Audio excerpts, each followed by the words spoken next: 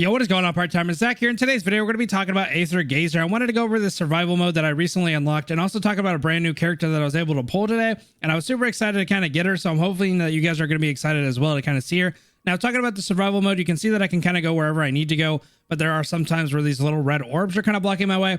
But these are actually going to be a wave of enemies. And now you can see that some of the paths are obviously blocked and I have to fight them, but there are goodies and rewards kind of blocked off that you don't necessarily have to fight for. You can kind of pass them if you want to, but you are missing out on some different things like rewards and some different buffs that they kind of go through. So as you kind of fight the enemies and whatnot, you do get these like buffs and some different things that you can choose from. It's like 1 out of 3 that you can kind of grab. And I'll kind of talk about that a little bit more after we fight this wave. Now, the character that I really wanted to talk about, let's go ahead and skip the dialogue here, is going to be Raiden Mei. I know a lot of you guys are going to say that in the comment, but I really wanted to check her out because I think she's very interesting looking, and I wanted to kind of check her out since I ever seen her because I was wondering how she played. Now, for my team, I have a healer, a slash support, and then I just have her as kind of like a weapon user as well, just because I wanted to kind of check out what it would look like to have 2 TPS on the team. Now, this isn't probably like an optimized team for her. Essentially, I think that I could probably do a little bit better, but I was just kind of like messing around and see what kind of the units had to offer essentially for her team. So let's go ahead and jump into this gameplay and kind of fight. I will try to do her combo. So this is kind of like her basic string. If you just keep mashing the basic attack,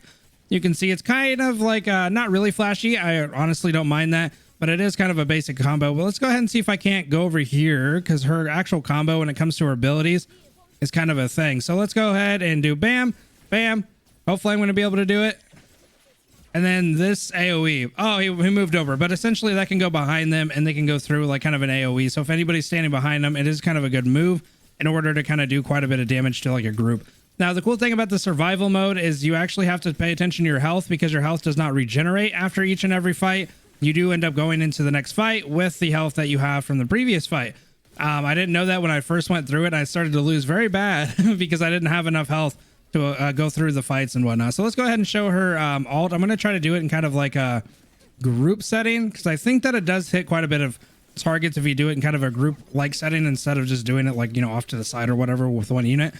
But it is kind of like not really flashy. I guess it's more of like a simplistic type of thing. It does look like it's the old classic, like, you know, unsheath the sword and attack and then kind of just go from there. So honestly, it's not like the best alt that I've probably seen in the game, especially since they have like dual alts, but you know what? It's cool like nonetheless, essentially, because I like kind of the simpler alts sometimes. But let's go ahead and finish up these enemies and see if I can't go through some of the other survival aspects of it, because I just opened up that mode and I was like, oh, this is kind of interesting. I feel like a lot of games are starting to add those survival modes a little bit more and more. As you can see, this isn't timed or anything because some of the game modes are actually timed, which I don't really like, but I guess I kind of understand of why they kind of do it to make it a little bit harder. But it seems kind of like a power thing where it's just like, okay, well, let's see how much damage you can actually do. And it doesn't really matter how good you are. It's just kind of like going through some of the different trials. So like the tower, you only have like a minute to complete it. And it's kind of hard. I haven't even been able to get to the second wave of the tower. I probably could now because I've maxed out my units pretty well. I've done quite a bit to kind of give them a little bit more of an edge. But it was kind of one of those things where like if you can't do it within the timer, it kind of sucks. So luckily this game mode isn't like that. It's more just based on your health, as you can see whenever I go into the next fight. But I wanted to show, because they drop these little boxes and then you can like kind of go over them and then you can get a little bit of an idea. So you can translate it if you have a translator, or if you're playing the beta right now. Obviously if it's on global, it'll be able to kind of show you. But I'm just going to go ahead and pick one because honestly I don't really care too much. But then you can see that some of my paths are blocked. Like I'm going to have to go through this one. But then there's some kind of like choices that you have whenever the rewards are locked behind kind of like a gate of enemies that if you want to fight them, you can, or if you kind of want to pass up on the rewards, you can also do that.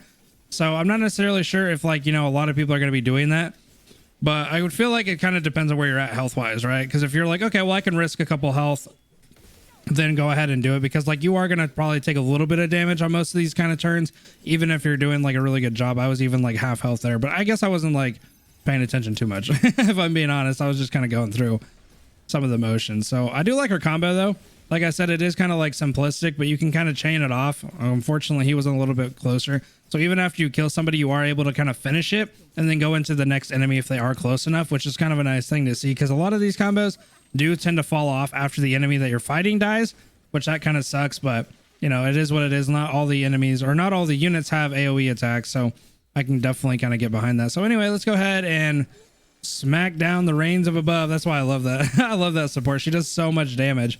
Now her A counterpart, I would say, is probably a little bit better because she's actually a healer. I don't necessarily know if she heals, because haven't really seen it, but she's a good support nonetheless.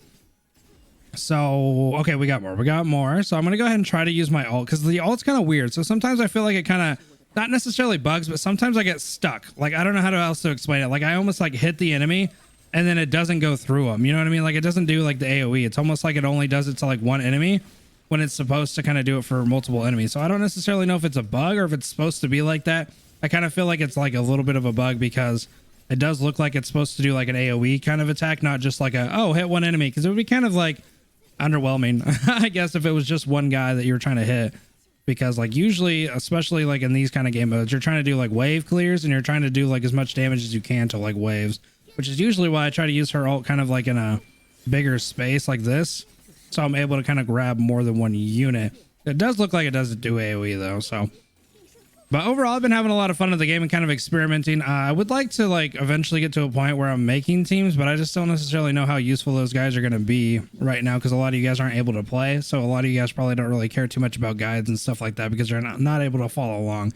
But I'm going to go ahead and leave it there. I think that it's a good kind of stopping spot. Essentially what you need to know about the survival thing, if you are in the beta though, is that whenever you get to a point, you cannot like leave. So I'm just going to kind of use this as like an example. If I go through here and then I'm like, okay, well, I'm pretty much done, and I say like I'm done and I quit, I can't, like if I go back, I think it resets me.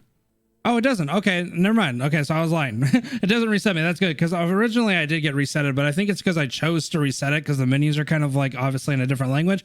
So okay, that's cool. So as long as you press the yellow one, you're able to continue your progress. But anyway, guys, I'm gonna go ahead and leave it there. Have a good rest of your night, guys. Peace.